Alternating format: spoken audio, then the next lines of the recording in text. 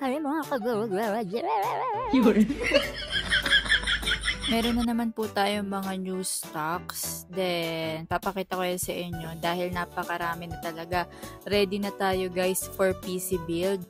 Kaya ano pang hinihintay nyo? Ready nyo na rin ang mga bulsa nyo. Charot. Meron po tayong new models of monitor, power supply, video cards, and RAM. Papakita ko yun sa inyo mamaya. Pero ngayon, papakita ko, flex ko lang sa inyo na ang dami ding tao for today. Kahit masikip since kakadating nga lang ng delivery ng new stocks, diba?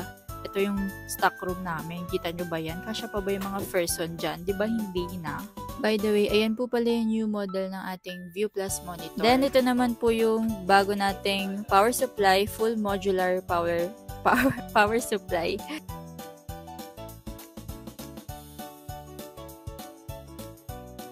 Tapos, ito naman po yung OCPC na GPU natin. 1660 po yan.